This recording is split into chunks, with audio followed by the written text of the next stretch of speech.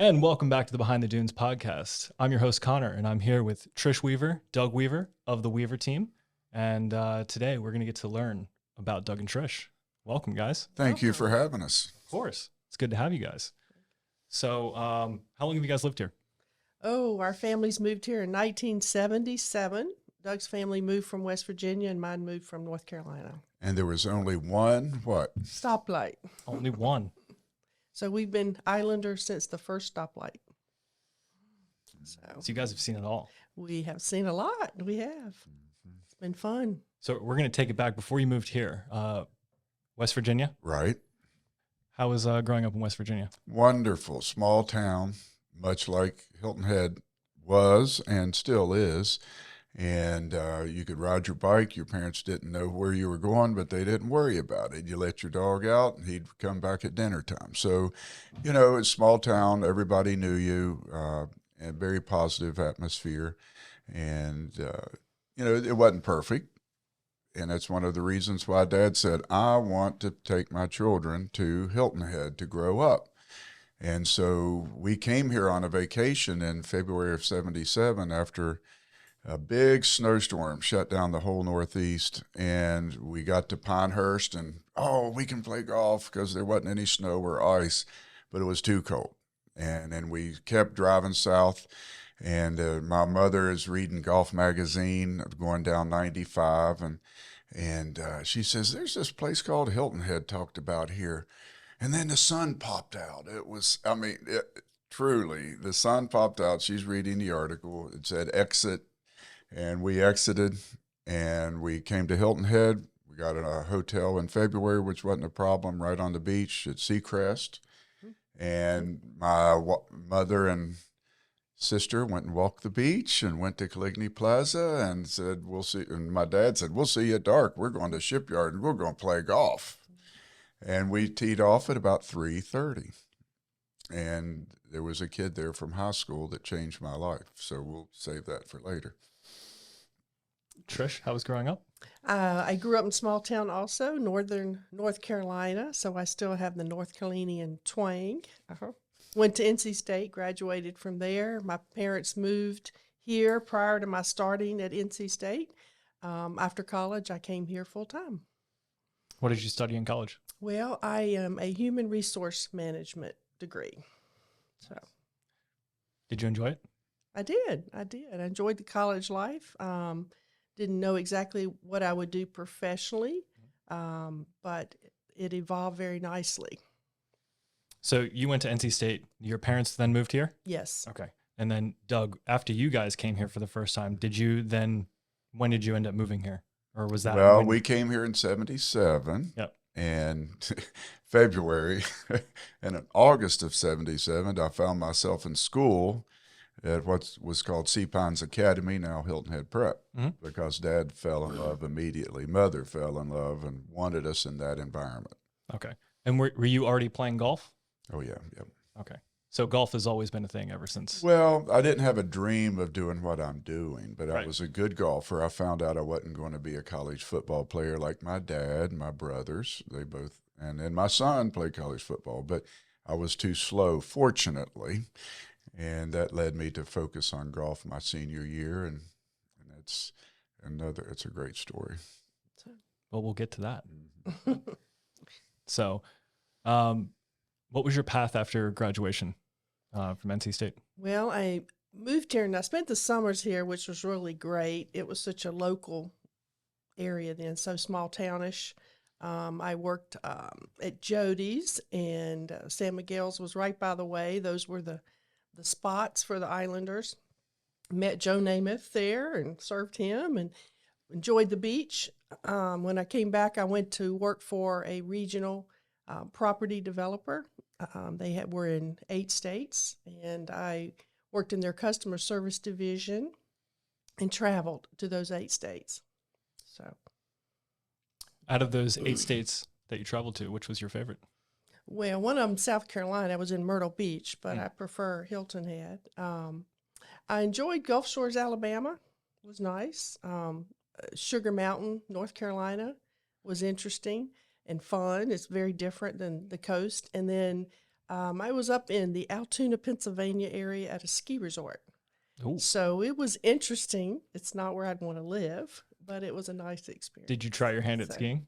Oh, yes, I do ski. I'm not very good with the moguls, but we're short distance from the ski resort is where our condominium property was. So Nice. it's great. That sounds like fun. It was. It just started snowing up north too. So Well, Thank I'm God- glad, I'm thank glad God we I'm don't live here. there. I woke up this morning to a text from my mom of they have like over a foot of snow, and I was like, oh, it's like 60 something degrees here. It's beautiful, Yeah. but it's cold. It is. So let's deep dive into. We'll start off with Doug golf. So Well, Connor, it's interesting. He started off in real estate. Did you know that? okay, hold on. Well, Let's reverse then. well, she brought this property where we are, Shelter Cove, Mhm. was being built. And I was working at the golf shop, Robert Trent Jones for George Fazio. And I liked it. I love golf. This was after college. And all of a sudden they said, we need some people to sell timesharing. And the harbor side, which is now Sunset Point, was being constructed, actually built. And so we have the Island Club, we have the Village and Ocean Cove. And so I stepped right into that. It was more income and still had the freedom and fringe benefits of being an employee of Palmetto Dunes. And I did that for 4 years. Wow. And watched this place being built. And we went from dirt to all these buildings and people. And it helped me see the vision. You know, at the beginning, I went, this is really going to happen. And it happened, and now we're living in it. So where did you go to college? Furman University. And playing golf? Played golf with Brad Faxon, who was 4-time All-American and 1-time Player of the Year for all of NCAA, and 1 point away from being Player of the Year for all NCAA. So he was my teammate, and I knew he was special. But it was fun to play and compete with him, and he's an incredible guy. And he didn't know how to teach us what was different about his game and ours. So that's why I came back here and worked at Palmetto Dunes instead of pursuing professional golf. So was your original, because you said your dad played college football, Right. Was your original passion to play football? Right. You know, your dad played for Bear Bryant. My dad played for Bear Bryant. Right. And they won the national championship. So they were the number 1 team in the country.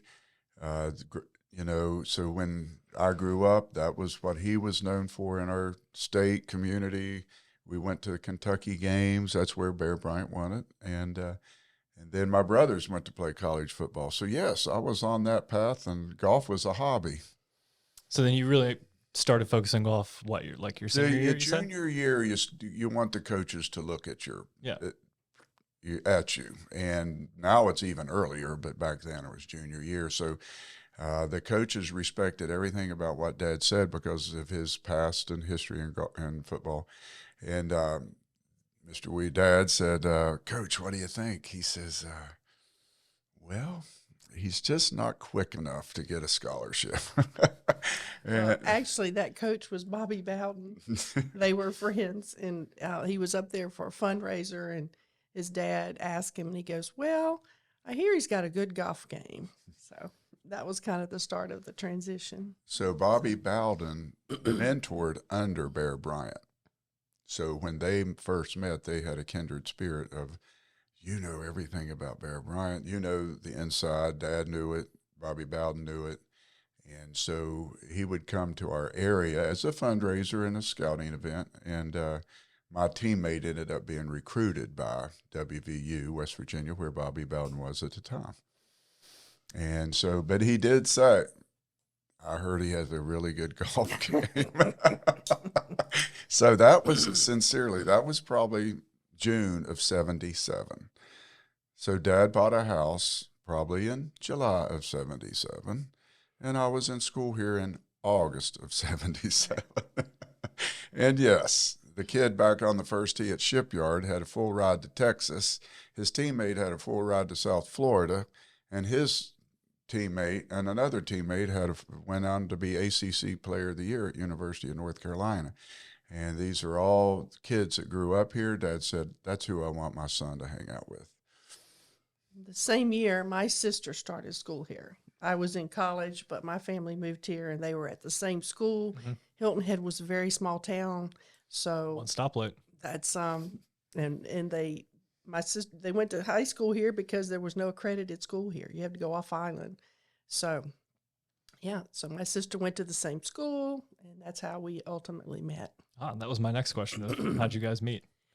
I was watching my sister play basketball, and back in those days, there wasn't much to do.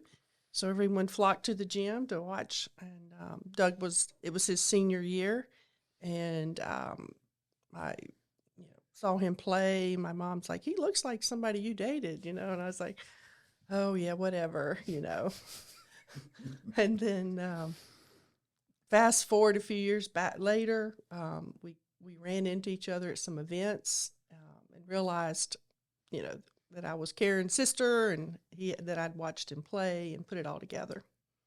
So you guys originally met near the end of high school and then reconnected afterwards. Yeah. Okay. Well, she was in college. he married an older woman. No, actually, we're only a few weeks apart. Yeah. But I'm a year ahead in school. So she got to college a year earlier, even though she's a month older. And then so she would, during college, come back and I didn't really get to know her till 6 years after that initial visit at the basketball game. And but I knew her parents very well. I knew her sister very well, and we had a lot of mutual friends. And then it happened where I saw her and let's go. Yeah, when I was living here full time. So then were you still at the that company that you worked at when you met Doug? So I was working out of their Columbia office, and then I left that job and actually came and worked over at Hilton Head Resort as the manager of rentals and property management. So I was working there and plugging in with the women's professional groups here and active in the community and running a property. So okay. Yeah. Did you have your broker's license? I did. Okay. I did. So, Well, look at that. That's pretty cool. yeah. So then after you guys met and started actually dating, what was life like then for you guys? Well, I was working right here at Shelter Cove, selling the timesharing, and she was running the property management company, and so it was tough because the sales jobs are very demanding, and you never know how long your day's going to be, and so she put up with me during that as we got to know each other, and we actually were involved in a large adult singles group over at First Baptist Church, and there were like 50 people, and we did all kinds of social things. We went over to Fusky. We just had a lot of fun outings together, and even if we weren't dating, we were around each other. Oh, so, and then I was traveling, he was traveling. It was kind of interesting. Well, that's after. Before that, she said, people were saying you ought to play pro golf. So then that takes us to when she said just now I was traveling. See, I left selling timesharing after she was the catalyst. She's a catalyst. Did you know that? She makes me do things. She He only obeys part of the time. But sincerely, I didn't have the confidence to play pro golf. Brad Faxon, I'm good, but he's a tour player. I'll go work at Palmetto Dunes. So I do. I come here, I work. Hey, I do grow in confidence. I play amateur golf around here. Hey, I got a new job selling timesharing. I'm making more money. I'm putting some money in my wallet. I meet this beautiful girl that's very intelligent and very discerning. Discerning. That's what I like about her. She's authentic. She's discerning, wise. And so she listened to the people as we dated and after our 6th date, she said, Doug, do you realize we've had 6 dates? No. And each date, somebody said, and each person was legitimate. That's kind of how she's speaking to me in this conversation. Each person is high up in golf. They know the industry. And each one of them said, you should go play professional golf. Now that doesn't mean play pro PGA Tour. It just means go try. See how good you can be. Commit to it. And I was 26, and that started a journey. And I wouldn't have done it again, she was the catalyst. I started thinking that way because a beautiful, smart girl is telling me and that she's gathering the information that I don't even see. I heard those 6 conversations, but I didn't listen. So, yeah, she gave me the confidence just to start thinking about it. But, at age 25, to start pursuing a professional career, it's kind of late. So it was a big step of faith to do that. And then, he was down in Florida playing for 2.5 years during our dating. And then you also went to Brazil with the Rotary. Well, that was actually that was part No, of Haiti, excuse me. No, those were all little things that happened during our dating process Well, before you said go play. He went to an undeveloped country, and he came back and he said they have so many resources and they don't make the most of them. They don't use them, and that's how I am with my golf game. So it was Brazil. I was working right here selling timesharing. I had the freedom as a single guy to come and go. Mm-hmm. So Rotary International, little ad, looking for people to represent South Carolina for a 6-week trip to Brazil. I filled out the application, had a sponsor in the Rotary. I went and I did all the interviewing. Traveled for 6 weeks in Brazil with an engineer, a communication specialist, a dentist, a lawyer, and we went down and interacted. Drove all the way across Brazil, starting in Rio and went all the way over to the western edge. And we would meet with people in our field and let them learn from us. We'd learn from them. We'd eat their food. I gained 15 pounds. Played one golf hole. That wasn't part, but we did go to a golf course, had a nice meal, and I said, can I just play that hole? I miss golf, So the point is this was all during my maturity process. I was selling timesharing. Trish had laid this 6 people said on me, but I needed to process it. I needed to grow. And I went to Brazil, and it was it looks like the United States, except for it's third world. And I said, that's me. I'm a good golfer, but I've never reached my potential. What can I do? She's telling me, these 6 men are telling me, boom. And there's just another variable in me growing up and taking a step of faith to try something I didn't believe I could do. And Trish, what were you thinking that, like, when you heard those 6 people say that and you were watching Doug, what made you think like, oh, I've got to push him to, like, you wanted him to fulfill his potential? Or?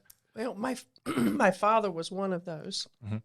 My dad played college sports as well and a good athlete. So I obviously valued his opinion, but it just was repetitive. Mm-hmm. And he would just shrug it off. He wouldn't take it serious. And I said, you need to take this serious. What are they talking about? Tell me, talk to me about it. So, and then when he did make that decision, and we dated for 3 years, but he was in Brazil, I was in Tennessee, Alabama, we were all over the place. So, but it worked out. And I'll tell you, this is 2 of the top lawyers in the country bought real estate off of her. And she had worked with them. She listened. She knew what they wanted. They tried this property, they didn't get it. They tried this property, they didn't get it. And finally they found, Trish said, you need to act now. Yeah. And they acted now. They were like, oh, wait, we got to think about this. No, the market says you need to act now. And they did, and now they had us over to their house, then their club, and they're so happy and they're so thankful that they had developed confidence in her over the research period, the searching. And when she said, now's the time to go, they went. They're so happy. And that's what happened to me. She says, Doug, back to golf. I'm procrastinating. Oh, yeah, the 6 people. Yeah, we had that conversation. Oh, yeah. Well, that's too much. That's an unrealistic goal. And she said, Doug, and we weren't super serious. We were just getting to know each other still. She says, we're not talking marriage. This is her words. We're not talking marriage, but nobody wants to be married to somebody that should have. And that was another little moment where I said, okay, do I want to live the rest of my life wishing I'd bought that house on Hilton Head or Bluffton or, should I go? And yeah, she put courage into me. She activated my courage to keep researching little things that happen. I saw people I played college golf against that I knew I was just as good, like Mike Halbert. And maybe you don't know that name, but he was at another school. He had a great career in the PGA Tour. But I said, now Brad was up here, Mike and I were here, but Mike committed to it. Now he made it, and others. And I went, okay. So I had to do that research to convince myself that I could do it. And I still took off doubting, but anyway, I did make it. So it sounds like you give terrific advice, and you're an extremely good advisor. If just everyone would listen. No, I do think that I take information, like when I'm working with a client, it's not just spur of the moment, let's go look at this. It is a matter of gathering information and putting it together to find out what the right step is. Mm-hmm. So that is somewhat methodical. My clients say I take great care of them and go above and beyond, but I think that's part of what you do. You have to, look at all the elements and see what works best, and that's what we did with his golf game and life. So, well, it sounds like you gave Doug some really good advice, because you ended up doing it, didn't you? Yes, I mean, all the way. She caddied for me. She gave up her career, and that was very promising, very strong, and she just delayed her where she is today. So she gave up herself to support and so we did get married. She did caddy for me, and we traveled the country, and my mind couldn't have done it on my own. I needed her whispering into my ear, you can do this. So we're old, I guess, because we did not have cell phones. We did not have internet. We had no technology. So he was going to be traveling 45 weeks a year playing. So if I didn't go with him, we would not see each other. Right. I did have my broker's license. I was running an office with rentals and property management, and told my mom that we were going to get married and I was going to go out with Doug. And she said, well, I can understand one of you not having a job, but I can't understand both of you not having a job. So, but had no doubts about it. It was an adventure. It was a great adventure. We traveled. I had a Cutlass Sierra. We called it the Hotel Sierra. And we were in Orlando for 3 months. Someone set up a job for me, and I went to the office and realized I was working for Arnold Palmer. So met George Foreman while we were there. He came and spoke to a group of our friends. It was just truly an adventure. And then after 3 months in Orlando, we took off, and we were gone all the way a week at a time. We ended up in Albuquerque and then came back. So it was great. It was really fun. Was that on the way to Albuquerque? There were a lot of tournaments every week. It was set up systematically, geographically, that it. Okay. So was that a hard decision for you to give up, or I shouldn't say give up, but pause your career at that moment to help Doug pursue his? Well, talked about how I do research and so forth, but sometimes you just know what you're supposed to do. And it really was not even anything I deliberated on. It's just I knew I needed to go with him. And we both are people of faith, and we just knew that was the right thing to do. And maybe we didn't understand a lot of things well enough to worry, but we just, we lived on a shoestring budget. We had fun. We met a lot of great people, and we had a lot of people on the tour to fellowship with. So it was awesome. And Doug, did that give you confidence knowing that you had somebody like so behind you to like, Oh, sure. push you towards your dream? Sure. It's number one, when we dated, I got cold feet like so many men do when they marry up. Okay. Beautiful, intelligent, athletic. I did run, in that dating process. I did kind of like, I got, no, this isn't going, So but that was part of my maturity process. She hung in there with me, and I did go, hey, she's hanging in there with me. She's committed to me. And yes, I tend to doubt myself. And she was there to be that breath of air, that thought that whisper in my ear, you can do this. People say this, you can do it. Now, if we're going to do it, go take lessons from the best teachers in the world. David Ledbetter, on and on. Harvey Ward, David Slove's dad. So yeah, even right now, we're planning a trip on our vacation now. That great golf coach is there. Go take a lesson off of him. She's still doing that today.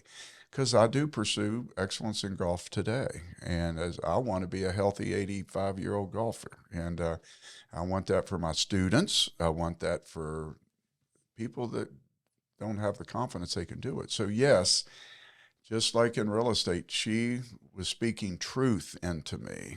It wasn't just rah, you can do it. It was, hey, can I tell you a great story? Go for it. We go to the PGA qualifying school. Mm-hmm. Now, you got to pay. This is in 1988. You pay $3,000 in 88. What would that be today? And there's way more. 7,000 people doing it. Yeah. And you got to be the top 50. Mm-hmm. So there's 3 levels. It's October, November, and December. It's not just one tournament. Nope. Stage 1, 2, 3. So we made it through the first level. That means we made it through the second level. We made it to Palm Springs, California, and she gets the list of every player there. Some are tour players that lost their card. Mm-hmm. Some are guys that have been on and off the tour. Some are guys like me. They're first-timers in the finals. So 300 guys, 2 golf courses, and she takes a piece of paper with all the names of every player. And and it was alphabetical. And she highlighted, have you played with Adam Armagost? Yes. Have you beat him before? Yes. Highlighted. Have you played with Barry Jones? Yes. Have you beat him before? Yeah. Okay, boom. Have you played with Kerry Corbett? No, never played with him. Okay, just leave it blank. But it was factual. It wasn't.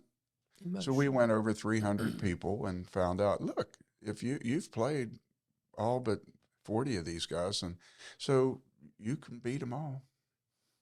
Now you just have to go out and do it. So there again is her gathering the data to make a wise decision, not just to be emotional, rah, you can do this. So I wouldn't have looked at that sheet. I would have just said, let's go play a bunch of practice rounds, So it's kind of like the same thing with real estate. You're going to go through and look at all of the information to give your clients, like you said, it's not an emotional decision. We want to make the best decision based on the facts. Yeah. Yeah, excuse me. And you'll see from testimonials I have, knowledge of the island makes a big difference, excuse me. So knowing the island well, so many people come to buy here. They think they know the island. They don't. So there's so many options. I say it's like ice cream. Most people like ice cream, but they have to find the flavor they like. And our areas of the island are that way.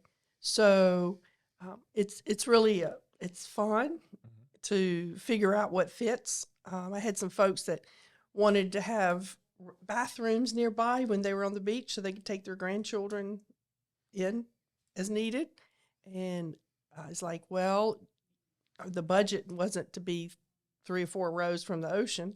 So I realized that if they bought near a Hilton Head Town Beach Park, they'd have all the facilities they needed. So they're walking distance to the park.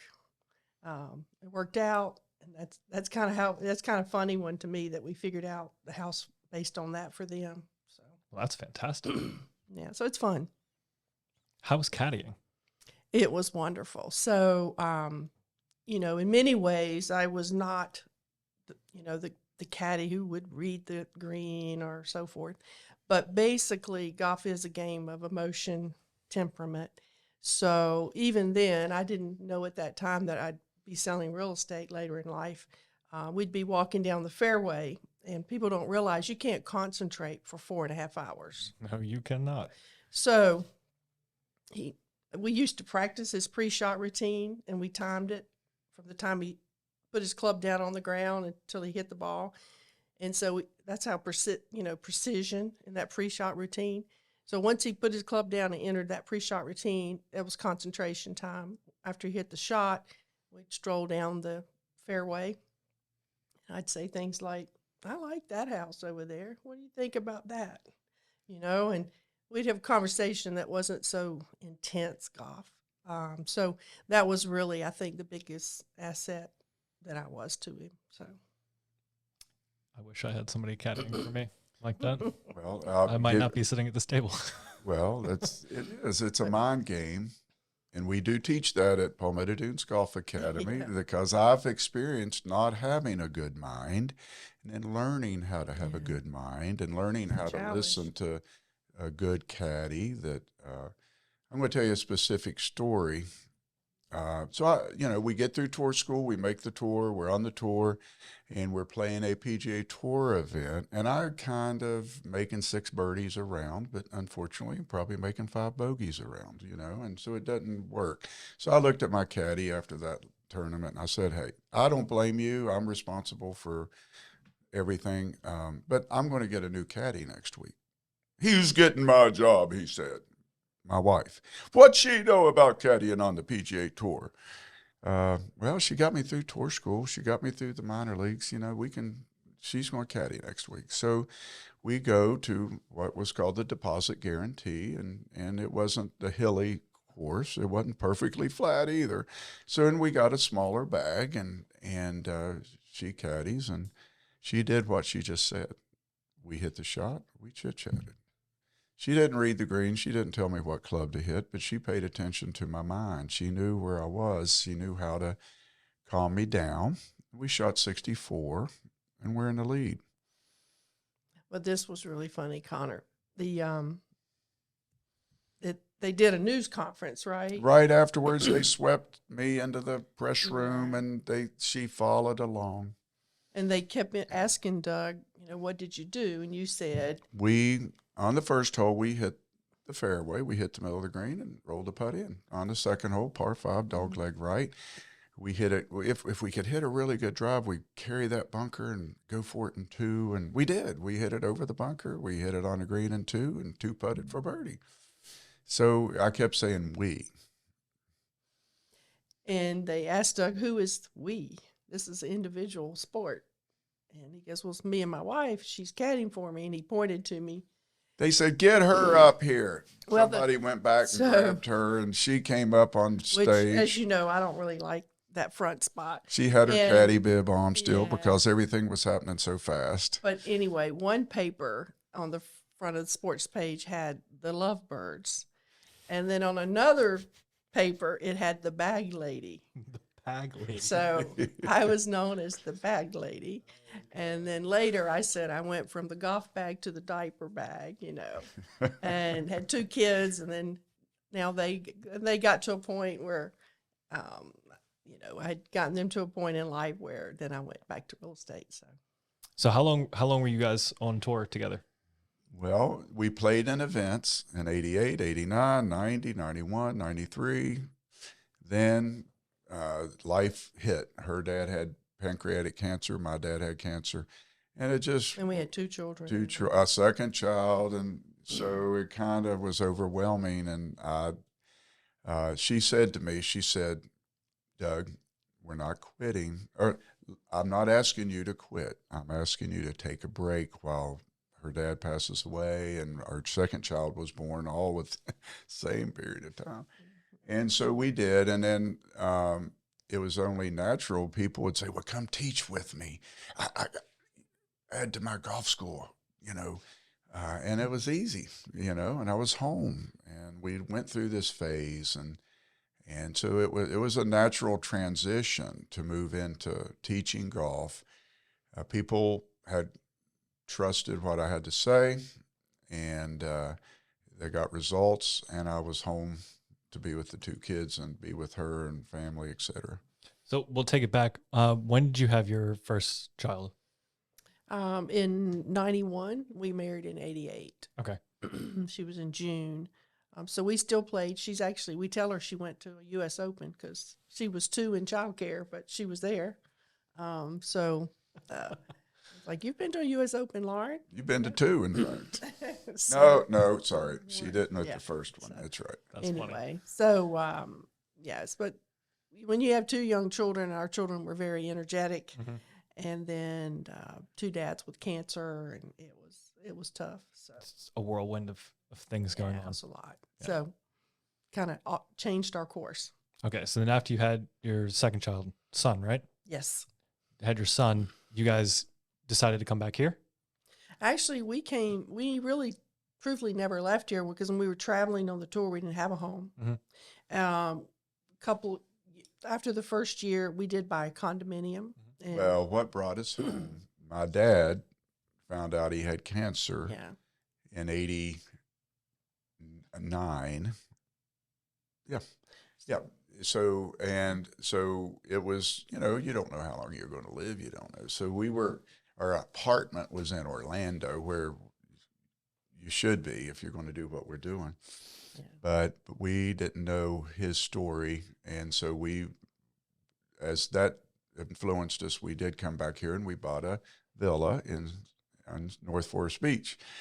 And so that was another factor. Just imagine being in Orlando where all the best players in the world are living, and there's golf courses that want you to practice there. And you can go and there's 30 PGA Tour players practicing. And now you come back to Hilton Head and it's wonderful golf, but the players are a different level. So that was another factor of probably, so we, a little off track there, but. Well, it just started the change, the transition, because we kind of left the environment. So. No thought you guys knew for sure you wanted to come back here? We did it because of Dad. Yeah. Okay. We never really just said, where do we want to live? But, we can honestly both say this, there's nowhere else we'd rather live. And we've been to tournaments all over the country. We've been to Canada. We've been to Mexico. Bahamas. And every time I come across the bridge on the Hilton Head, I'm like, oh, there's nowhere like home. So we truly, truly love living here. We've been fortunate to go up and down the coast, east coast of the United States and west coast of the country. Yeah. And it's like, hey, if you want water, can I tell you a story? So I'm playing Pebble Beach for the first time. And I call and say, Trish, I found where I want to live forever. She says, Doug, well, tell me about it. And I said, well, it's got the ocean and the beach for you. It's got the golf course and the mountains for me because it reminds me of West Virginia, and there's deer running around the birds are everywhere. Natural beauty, it's so beautiful. And she says, well, okay, when you play tomorrow and you're going along the Pebble Beach holes on the ocean, just look and see how many people are in the water. I said, wow. She said, just look and see how many people are in the water. I said, okay. So you know, when we watch Pebble Beach on TV, there's nobody in the water. She says, okay. So I called the next day. She says, hey, I think we're happy here at Hilton Head. Yeah. So again, it sounds like no emotional decisions, making the decisions based on facts. Yeah. And, yeah. Or where we felt led to go. Yeah, yeah. Yeah. So I feel the same way. Like whenever I go somewhere and I come back, like I've kind of started unfortunately taking living here for granted. Like this is my office, and Yeah. I'm literally in a marina. And like whenever people come and visit and they see it and they're like, "This is your office?" I'm like, "Oh yeah." Like we go somewhere and we come back, and like you said, driving over the bridge, yeah. like even just in Bluffton, it's like, okay, Absolutely. this place actually is extremely beautiful, and it's nice to live amazing. here, except on Saturdays when there's traffic. Well, But that's a different story. you just go to the beach or go play golf. That's true. That is very You true. just manage your time. Yep. So So after you guys get back here, you have your second child. Then what was everything like? Your path from there? well, I stayed at home with the children. I did do a home-based business called Creative Memories, which was teaching people how to preserve photographs and scrapbooking.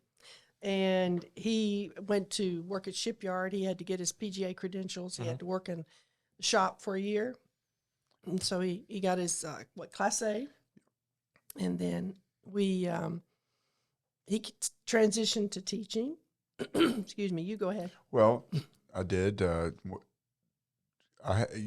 on the tour, you get PGA status, PGA of America status. So I did have credits, but I needed to finish it out. I got my job at Shipyard, and I worked with a great teacher, Ron Ceruto, a two-time PGA Tour player and Carolina's Teacher of the Year several times. But he was a great role model for me to become a better teacher. And we both said, and he said it first, Doug, when you're a player, you think you know how to teach, but you don't know how to teach. He says, Doug, if I had to do it, I mean, he won 2 tour events.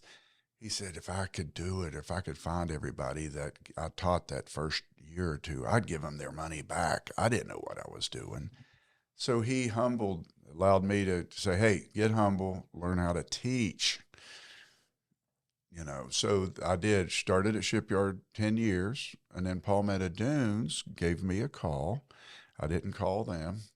They called me and said, hey, our director of golf instruction just opened up. Would you come and fill it? And I did. So I've been there, in fact, February 4th to 20 years. So I've been at Palmetto Dunes. So again, watching the marina being built and Palmetto Dunes taking a direction of going from just a golf course and a real estate developer to a resort manager, resort. It's been a lot of fun to watch Palmetto Dunes and the whole area grow, and be a part of Palmetto Dunes. So for each of you, how has it been since you guys have been here, since there was only one traffic light? Yes. And now there's way more than one. Right. Like how is that development of the island and just this area in general, like, gone for you guys? Well, I'm very impressed. Our town of Hilton Head, when we first came here, the town incorporated. All the green space that the town's bought, and the parks, some of them are passive parks and some of them are, parks with activities like pickleball or tennis. The growth has been well managed, in my opinion, and it's still, like, people talk about traffic. I'm like, I've been through Atlanta. Can you compare it? I mean, really, Yeah, folks. that's true. I mean, okay, you got to go a little slower over the bridge on Saturdays. I mean, you don't have Atlantic traffic. So, and what I find interesting is we can swell to over 100,000 people on Hilton Head, but the people in Sea Pines stay in Sea Pines. People in Forest Beach stay in Forest Beach. People in Palmetto Dunes do Palmetto Dunes Shelter Cove. You don't have people on the beach. They're doing activities. So it's really not the traffic that some people would imagine. So I think it's great. I'm impressed. And it continues to do, the town continues to do great projects with land. I was involved with the Native Islanders land ownership and the process of that on our Realtor Service Committee a few years back, and that was enlightening for me to learn more about that and their land. And our community's been very supportive in providing free legal advice for families to find out how they can get clear title to their land. So it's a great community, and I just don't know anywhere else better. I really don't. I can remember when 278 or William Hilton Parkway was 2-lane road, and not a wide 2-lane road, just a 2-lane road. And then they started cutting down those gigantic, beautiful oak trees, and I went, it's not going to look good. But when you drive down 278 today, it's still beautiful, isn't it?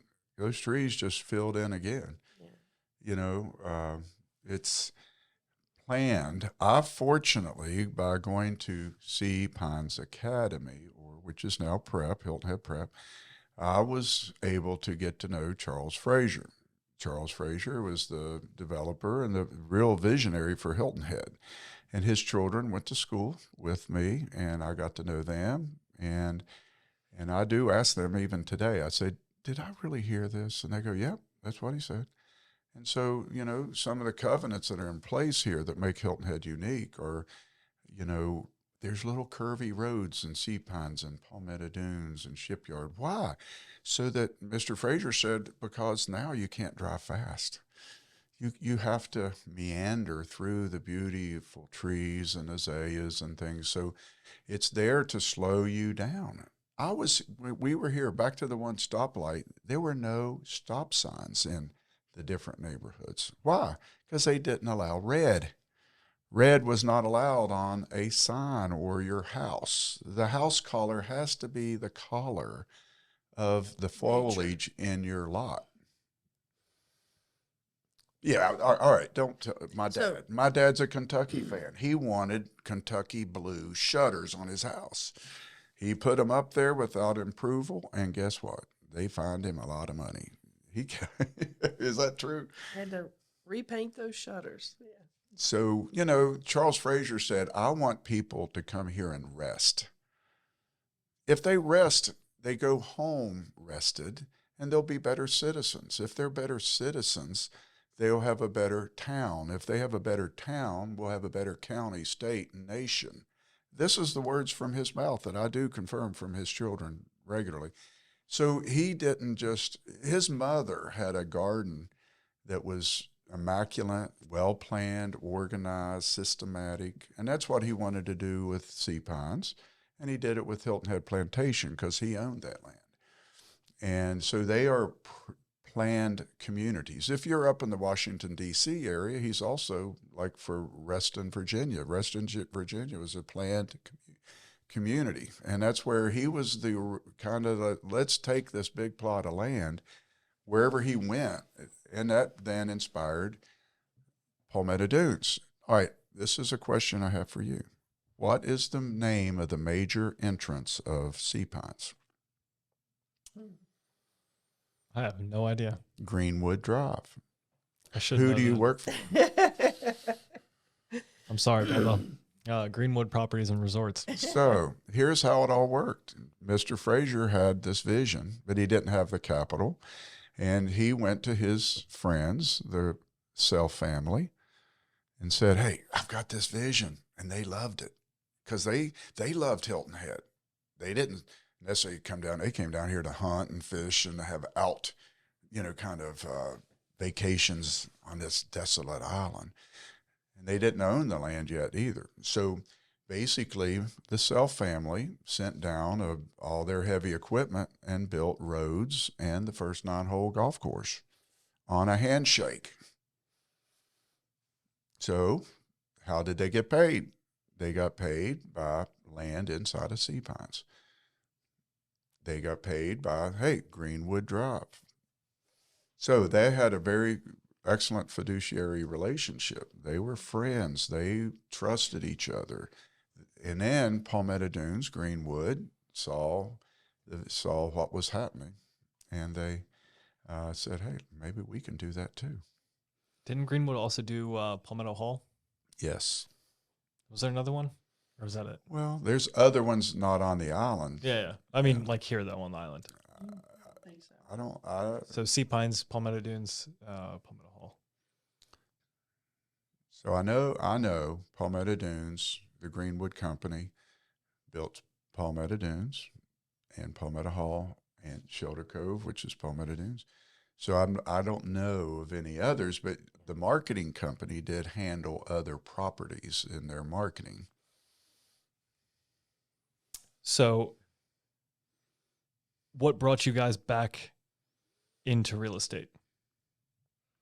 Well, it's interesting. So Doug transitioned into teaching golf, which is a great calling for him. Mm-hmm. He's very good at that. And then I stayed at home. It's kind of a very interesting story in my own life, because I left my profession, went with Doug. Then we came back. We had parents that were ailing. And then we stayed at home with my children, did a home-based business, and then worked for a real estate magazine part-time, helping doing some editing. Everything I did seemed to have a real estate thread, but I didn't really realize that. Mm-hmm. And then as our children got older, talked with Bill Baldwin and decided to go into sales. And I went with Dunes. It's been 17 years ago, and it's worked out pretty well. Can I add something to that? Go for it.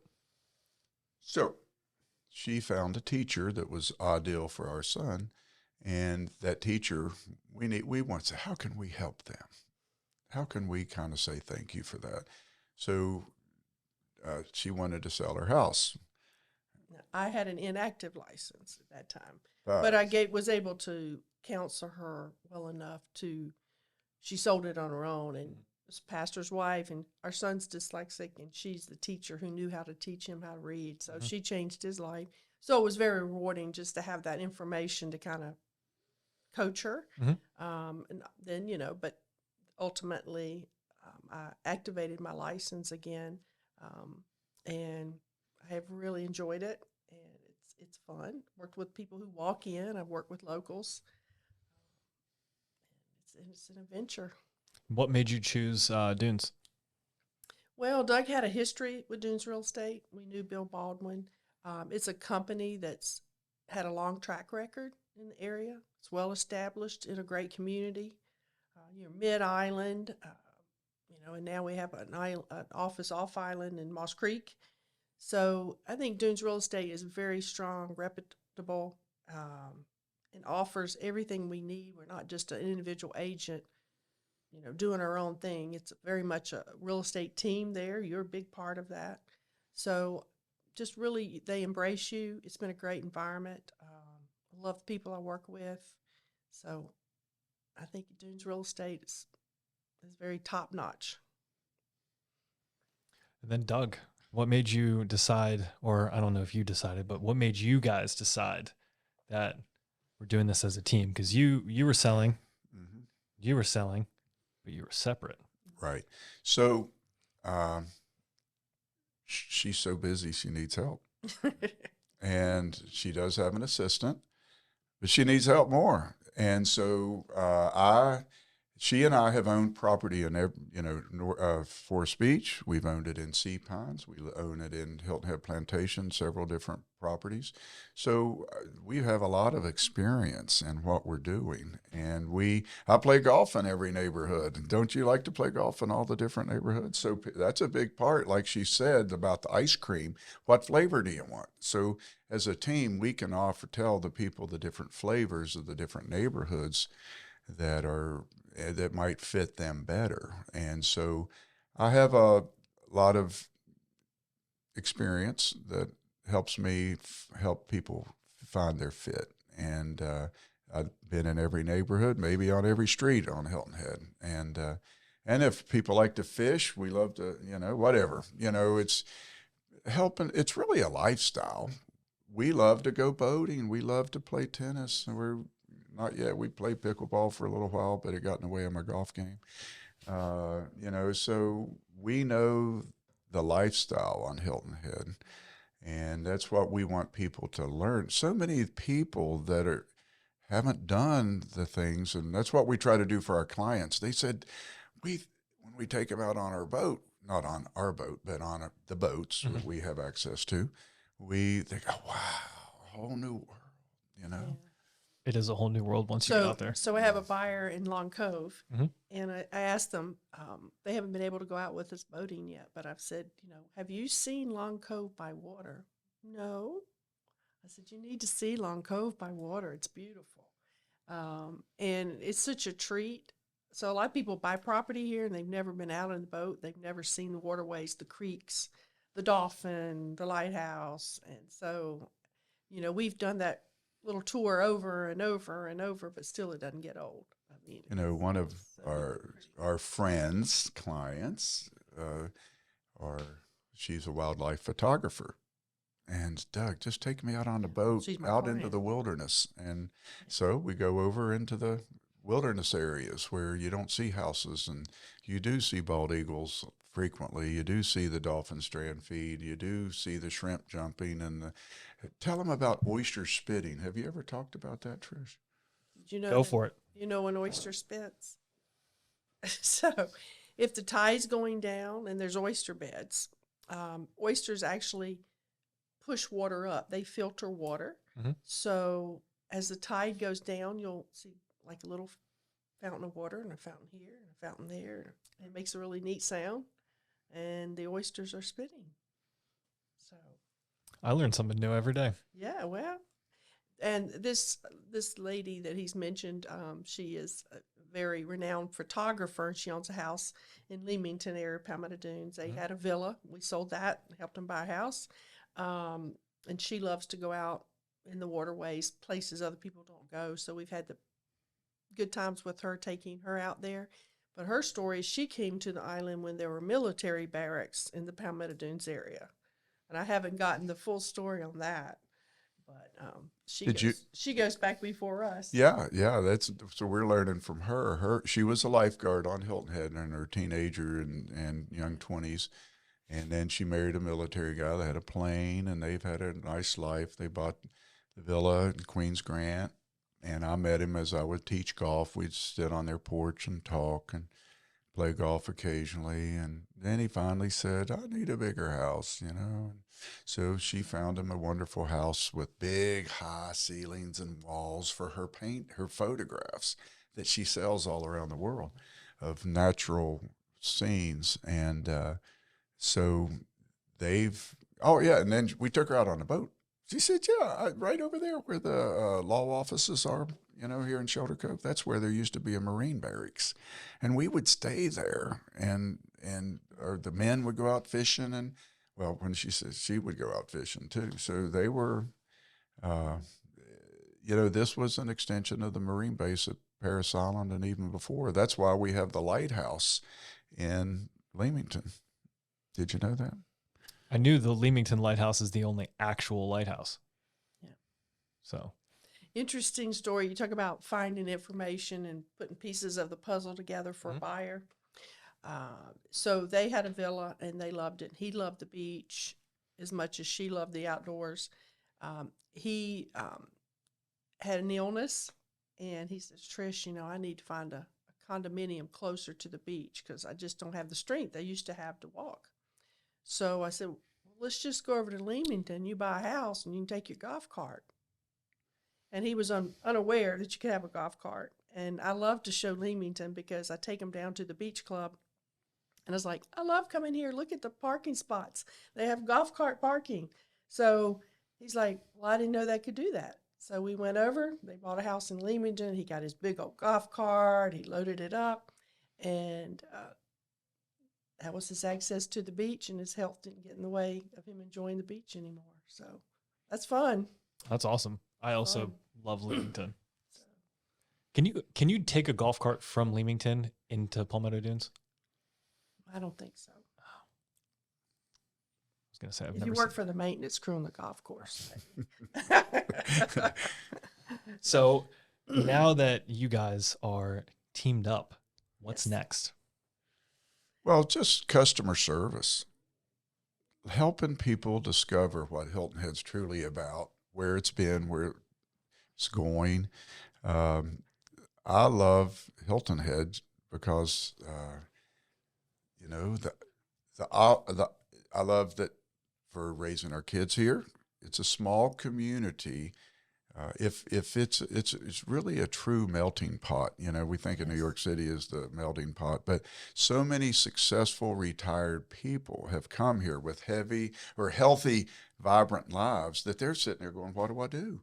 And they're volunteering for all these wonderful organizations that give back to the community, like VIM, Volunteers in Medicine. She has several doctors that she's helped with that they go 2 days a week and help underprivileged people with their health issues. She's an endocrinologist, much You needed. know, helping people discover, the cart to the beach or to the fish. Where I want a fisherman. She's got a property now that I think is the most incredible. If I was an outdoorsman, I want this. You've been to Calabogie Cay, Mm-hmm. and that house and that lot and that land is just amazing. You see the sun rise and the sun set in the same property. You can be fishing, catching big fish right off your dock, or you can go oystering right around the corner, 50 yards walk away. So, people don't know the little secrets. So it's fun to find out, like Trish says, gather the information and get them the right fit. Because we've been so fortunate to play Harbor Town. I mean, I played in the Heritage 5 times, and I know where the houses are that are being rented and utilized in fun ways. Yet it's a quiet neighborhood, and so she's sold property all over the island, all the way out into Jasper County. Sold and a Beaufort. farm. A farm and 'Cause chickens and one of my son's high school teachers, they wanted to have a little bit of land and they wanted to have chickens. So we went out across from Oldfield, and found a old farm area, and they bought land there. So in real estate, oftentimes you see so many people, and they kind of tout their experience, and they do this and they do that, and I'm actually not very comfortable with that. But I think for us, it's like we love the island, and how can I help you? You want to live here? How can I help you? You want a vacation here? How can I help you with information? And obviously, we do about 50% buyers and 50% sellers. And people say, well, some people say, well, specialize in one or the other. Well, when you're a relationship-driven operation, team, we just this past year had 2 clients. One of them done 5 transactions with them, and the other family was a mother, a daughter, and the mother's sister. So we did 6 transactions total with them as of last year. So obviously, you have to be able to help people buy and sell. So You also have to be good enough to maintain a relationship with them that they want to do 6 transactions with you. So, well, another one is natural transition is older you get, maybe you downsize. And people leave the wonderful neighborhoods of Palmetto Dunes or Sea Pine Shipyard, Port Royal, and they say maybe Sun City, maybe Margaritaville, and maybe the preserve at Indigo Run. So, our friends, again, as a golf instructor, I've seen people be 50 years old and play golf. Now they're 80 years old. How do you keep them enjoying golf? How do you get into their mind and teach them, hey, just be happy with who you are. Yes, I'm going to help you get a few more yards, make a few more putts as an 80-year-old. But yeah, that same transition happens in real estate. How do you go from the big house to the neighborhood that's built for, that transition, the smaller downsized unit, wherever it is? Tell you a funny story. So there was this couple that I wanted to make sure they were very happy with me helping them, because it's his brother and his wife. They'd lived in West Virginia their entire lives, and they decide they're going to move down here. Well, they're used to wide open lands, West Virginia. And I'm like, oh my goodness, this has got to be just right. But we were in Sun City, and I was showing them around, and they wanted to downsize, have a nice home, but not as large as they'd had. They didn't want to have a lot of land to take care of. So we were out there, and they've owned now 5 years. And I drove them up to the health club, and I said, I'm going to park, and you have to go in here and walk around and take the environment in, see if you're comfortable. I said, no, Greg, there's old people here. And he says, well, I'm knocking on the door, you know. So they bought there. They love it. It's a very active community. She now is a competitive tennis player. She didn't even play tennis before they moved there. He has knee injuries from playing football. So they bike a lot, and he goes to the pool there. They have the heated pool. Several. He swims almost every day. So that's been very rewarding. They love it. They have a little garden in their back area, and so that's what makes it fun. So, question for each of you individually. What do you think, for you, Trish, first, is your biggest asset that you can bring to your clients, whether it be buying or selling? Truly care, you know. I've gotten that theme Yeah. from talking to you guys. So Doug? I'm going to add one word to hers is discernment. She cares, and she takes that caring attitude into really listening, and back to the gathering information, back to the care kind of exudes passion. I'm going to work hard for you. And discernment is I'm wise, and she wouldn't say that about herself, but I will. So I'm wise, and I'm going to really look for what's best for you. What was the question again? I know. What do you think your most important trait or attribute that you can bring to your clients? Buying, selling? Wanting what's best for them. you said one word. Oh, yeah, one word. Not one word, one thing. Oh, okay. Yeah. Just kind of wanting what's best for them. That's good. Both of those are good. All right. Now we're going to go into the only structured part that we do in every podcast. Okay. It's going to be this or that. So I'm going to give you two options. You've got to pick. If you want to elaborate, you can elaborate. Okay. So first, beach or boat? I think I know the answer. Beach. Boat. Do you want to elaborate, or should I go to the next one? Well, elaborate. I'm redheaded, or used to be, and I go to the dermatologist regularly. So I have an outfit that I go to the beach in that covers me up. I have a chair that covers me up. I love to run, and my first day on Hilton Head was officially when I did come down in 1977 as a student. I took my English Springer Spaniel. We went to the beach and we threw the ball hours into the water. So I love the beach, but I'm a little more sensitive to the environment. So I love the beach, and I love it to go with her, but she loves to go a lot more. So it works well. I say God knows what he's doing, because he'll say he wants to go play golf, but he doesn't want to really want to say that. And I want to go to the beach. So I'll go to the beach, you go play golf. And we're like, yeah. So it works out really well. All right. Steak or seafood? I'll take the platter, surf and turf. That's fair. Yeah. Trish? Seafood. Seafood?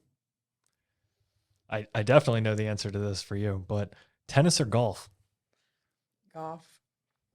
And golf, but there was a time as we were dating, and one of the reasons that she was attractive to me is that she was where she wasn't a golfer when we dated. She was a tennis player, and play golf. And she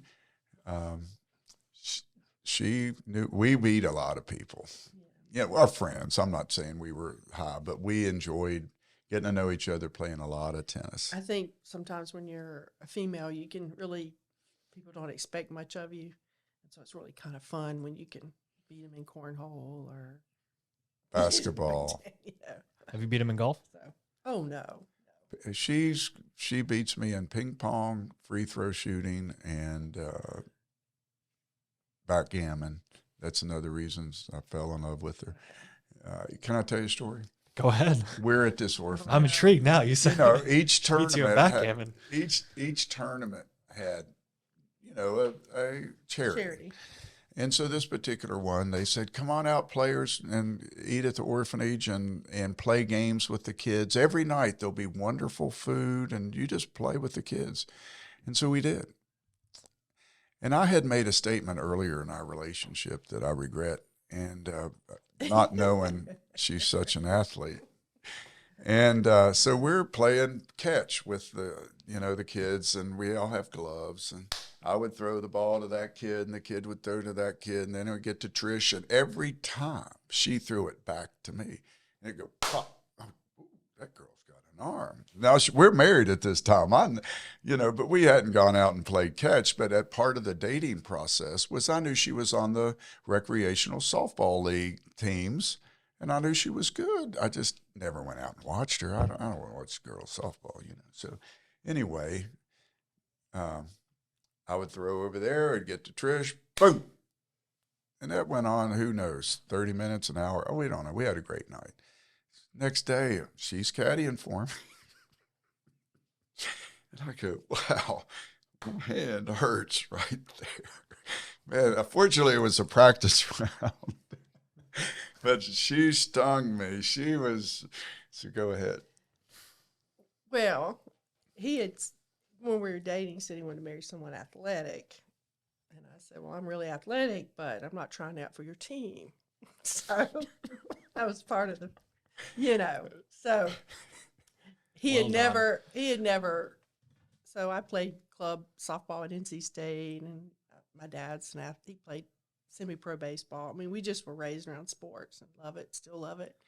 So, but when I made the statement, I didn't know these things. And he still didn't know it because he really hadn't seen me in action, So that was an opportunity to make a point. It did. Kind of not. You didn't know she had a cannon. Not really smart when he needed to go out and use his hands to make money for us. But anyway, it was fun. Something I completely forgot to touch on earlier. You guys said you're very active in the community, and let's talk about that. Well, we attend Lowcountry Community Church, and that's a large church. It actually started on Hilton Head. Now the church is based in Bluffton. Mm-hmm. We still attend there, and we love that. So we have a small group from there. And it's great because we meet weekly. We have dinner, fellowship. It's really a special evening every week. And then, of course, we've been involved through the years when I was professionally very active prior to getting married, and then actually on the Realtor Service Committee, we're able to do things through the community. So there's so much to do. Doug has worked with well, let's finish you. You were in Zonta leadership before we met. We support donations for food, clothing, furniture, even. We try to support those organizations that know who to support and how to do it appropriately. We support other organizations like Focus on the Family and things like that financially. So, we love our community. We've Well, she's a mentor in the school. See, she goes to school and works with a child and sits and reads and talks. So we have 2 grandchildren, and I'd love to see them more than we do, but we can't. They don't live here. Right. So Doug and I were talking. He said, "Oh, we just want to do so much," and I said, "Well, there's a lot of kids that nobody does much with them." So I've started volunteering just an hour. It's all it is, 1 hour a week with a child. It's a lot of fun. She's been the lead football mother all the way from 8th grade to high school to college. So she's probably had about an 8-year run or more of being the lead mother, making sure the players were getting their needs from school or from parents and foods and things. But, golf has allowed me to work with Boys and Girls Club. And then before we had First Tee, I was doing First Tee out there. I was going out there every Friday, not 52 weeks a year, but a lot. And we had a PGA, Boys and Girls Club golf program. And then First Tee came along, helped that get established, and then backed off, but still support it. And then Oh, Fellowship of Christian Athletes. Fellowship of Christian FCA. Athletes. And then That's actually the something I junior. don't see that much down here is FCA. Oh, it's big. I'll show In it the to you. schools. If it's more in the schools. Because like I'm from Maryland and FCA was like huge. Like every time I'd go play in a tournament, no matter the sport, FCA had a team. And I feel like maybe it's because I'm older and not in it. It's big, and I'll show it to you. Do a golf camp with a singer now that I know you have an interest in that with Toby Mack. You know who that is? He's wonderful. He went to a golf camp many years ago as a teenager and said, I want my kids to go to a golf camp just like that. He golfed on the golf team at Liberty. He was a golfer at Liberty. Now he does rap. Top singer in the world. And so I got invited to be the director of golf instruction for that camp where a lot of underprivileged kids get sponsored and go, but then it's top dollar. So the people that pay top dollar, and he sings every night with his band, and he's the leader of the. So I teach golf with 8 other guys like me, and then he does a program in the morning and evening, and makes positive impact on these kids. So, PGA, we do a lot of volunteering through PGA, South Carolina Junior Golf Association. I do a golf clinic for the players of the Heritage. We do it over here at Palmetto Dunes, and we volunteer our time. They come to Palmetto Dunes and they do an hour of golf and an hour of tennis, and then they go back to that's part of the kids program during the tournament. Mm-hmm. But Boy Scouts, I just spoke at I'm an Eagle Scout. We just spoke at the Boy Scout banquet just a month ago. We didn't. I did not attend. So, we love being active because we know Hilton Head has given us so much, and Crisis Pregnancy Center, on and on and on.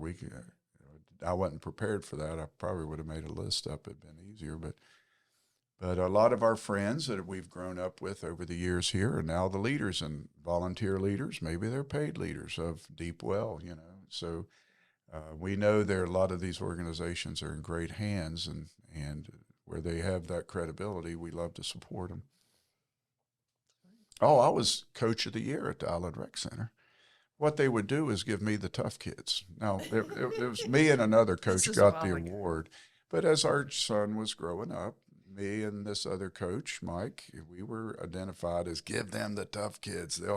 They'll coach them with grace, but, you miss practice. Oh, you're going to sit on the bench for a while. Whatever. But that was a very satisfying award I've gotten from them. It was interesting, though.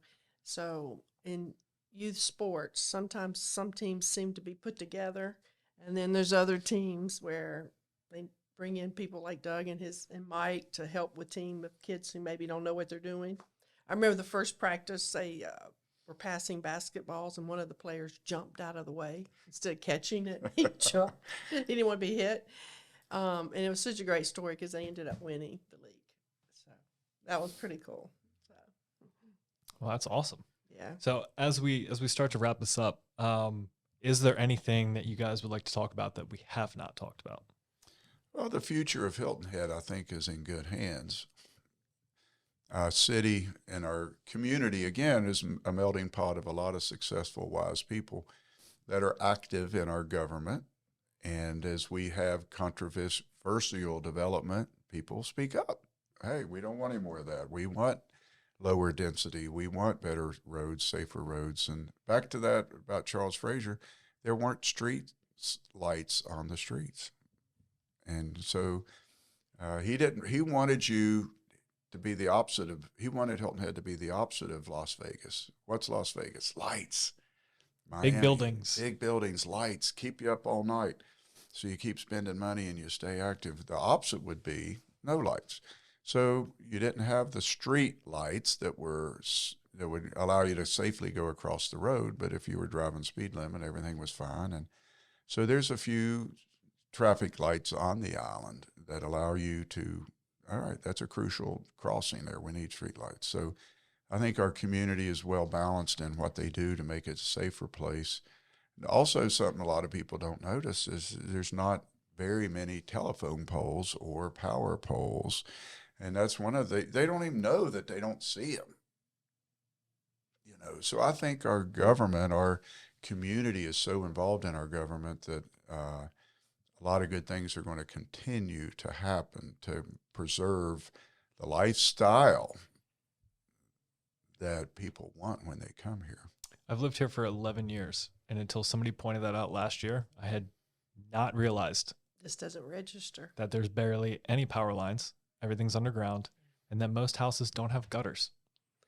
And I love when you go in Shipyard, there's a circle in Shipyard, and there's a huge flag. Huge flagpole. That's a cell tower. It's for cell service. So And it's it's not hard, just a flag, but isn't that cool? and Walmart's very hard to find. Okay, so funny story about that. When I was leaving the golf academy that I was a coach at, my dad came down to visit, and he was helping me move. And he went to go to Walmart. He calls me about 30 minutes later, and he goes, Connor, I cannot find this Walmart. I'm driving around in circles. It's pitch black. Yeah. It's raining. And he's like, I don't know where this Walmart is. And I'm like, what do you mean? He's like, there's no signs. Yes. And that was the first time. I had lived here for 4 or 5 years at that point. And like, I had never really put two and two together that there's also not many major signs on the roads, and everything is just like clean. It's very green, very trees. Right. Like, it's just No billboards. no billboards. And at McDonald's, arches are inside of the McDonald's, or Burger King's, whatever the orange color is inside. So they can have the color inside the building, and it shines out, but it can't be outside. Yep. Brilliant. Well, the one thing I want to say is we've been here a long time. We're current with people here. This is an island that there's really no social divides. It's a whole community. All you have to do is go to Thanksgiving Day at Hudson's and see. I mean, they open the restaurants for any and all to come. No charge. You see families, and Doug and Kyle worked in the kitchen for it. Being involved with the Realtors Service Committee, you touch different socioeconomic levels on the island. There's always someone available to help. I just love the community is a true community. There may be different neighborhoods, different areas to live in and so forth. But I think this day and time, there's such a animosity between different people who think different or live different or whatever. And I hope that continues on with our island. Volunteerism, active people. They retire here, they move here, they want to be active, and they see other people giving back, and it's fun to be a part of that. And that's another reason, that we have the beauty of Hilton Head. And my last question for you guys, actually second to last I was question. going to say, I thought we'd already done that one. Okay. Nope. So since I got off track with asking you about your community, We like to talk. So. no, it's okay. We like to end off on a funny bit. So what is the funniest thing that's happened to you in real estate, whether it be during a showing or something that's happened? You don't have to name names, but. Well, I had a client, and prior to meeting with that client, I like to go and find the house before I show it, know where I'm going, and so forth. So, long story short, this elderly person came to my door, and they had dementia, and I had to call security, and they had to come and get her, and It was a neighbor, our friend, So, that had increased in anyway, dementia. So I didn't get to go do my find the house. And if you've ever been in Port Royal, there's some roads close to the beach, to the ocean, and they weave back, and they're a little complicated. So anyway, I'm rushing over. I got there just in time to meet them, and we went into Port Royal, and I'm trying to find the house, and I couldn't find the house. I was just flustered. So I actually pulled over there behind me, and I get out, and I said, I'm so sorry, but could you please GPS this address and help us find the house? So they did. They didn't end up buying that home, but they bought a beautiful, beautiful home that they love very much at the end of Mooring Buoy in Palmetto Dunes. So, when you work with good people and they know you're giving their all, that didn't bother them. But I was very embarrassed. So, but there's a lot of stories. This might not be funny, but I was playing golf at Moss Creek, and Trish was showing property there, and I'm on the fourth hole, Oh, that was putting great. green, or we're putting on the green, and she drives by and waves. She beeps, I wave, and then That wasn't planned. it wasn't planned. Hour later, we're on another hole. She drives by, waves, beeps. These people are like, what do y'all have GPSs on each other? Have 3 times. 3 times. And then afterwards, we were able to meet up and go through the pro shop and meet the pro and ask questions about, again, that flavor of what kind of golf community is Moss Creek. And then we went over to the health club, and we stood there in the health club, and a big storm hit, and really it lasted at least an hour.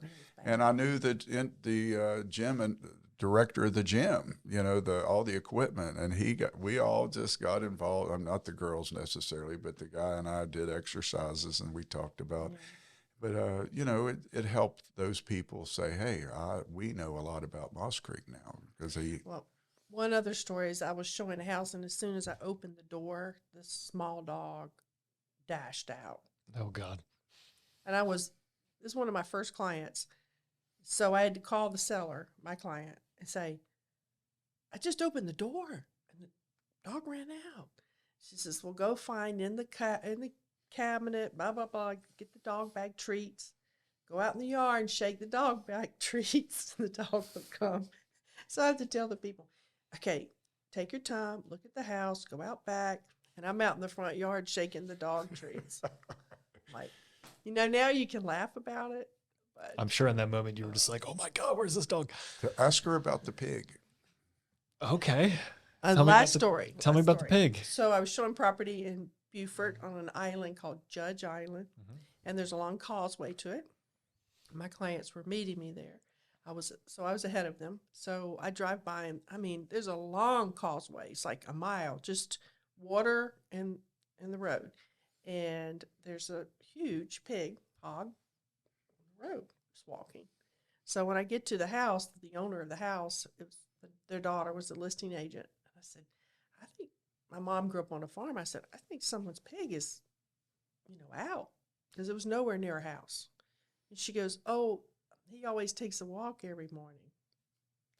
I was like, okay. So then my clients pull in. I said, did you see the pig? Yeah, we saw him. Isn't that funny? So then we were at this house quite a while. It had a dock and a house. We were there at least an hour and a half. And we walk out, and guess who's by our cars? The pig. It was just kind of funny. So just another day in real estate, Well, I'm going to let you guys sign off. Anything you want to say? Where can people reach you, both of you? Well, say this after me, Connor. Golf is not an easy game. Oh, I know. Golf is not an easy game. But it is a game of ease. Golf is a game of ease. So what I do as an instructor is I take a complicated game and make it simple. And people go, wow, I didn't know it was this simple. Because they are involved. They are deep in investigation and research online and magazines and listening to the commentators on TV. And all that information is good. But how to process it into a simple, carefree, simple thinking game where you relax and you walk down the fairway and you relax more and you keep it simple mentally and physically. That's what I do on the golf course, the driving range, help people enjoy the simplicity. And I think that's what Trish has done all along, is she takes a complicated industry and simplifies it if people allow her to do it. That's a good answer. It is a good answer. And we both have fun doing it. So There you go. Where can people reach you, find you? For golf instruction, Doug is at the Palmetto Dunes Resort. Palmetto Dunes Golf Academy or No, Robert but- Trent Jones Golf Course. We work at all three facilities, Jones, Fazio, Hills, but 843-338-9598. And as far as the Weaver team and our real estate services, my cell number is 843-301-7501. I am HHITrish@gmail.com. So we're easy to find. We're in the real estate magazines each month. Where's your office? I work out of one of 3 offices that Dunes Real Estate has. I work out of the Palmetto Dunes office, but I Right at the sell. gate, I right at the sell. front. Yes, I sell in Hilton Head, Bluffton, Jasper Ridgeland, County. Jasper County. I go where people need to go. So We would And- call you a Lowcountry expert. And that Jasper County, the farm. well, all that area is expanding, Oh doesn't it? yes, I mean, well, Margaritaville's in Jasper County. Part of Sun City's in Jasper. County. Hardyville, Pritchard, So, yeah. Ridgeland. Thank you, Connor. Thank you guys. It was a blast talking to you guys today. And if you guys listening, watching, need a good Lowcountry expert, contact the Weaver team. You'll be in good hands. We love So, it. Let us know how we can help. yep.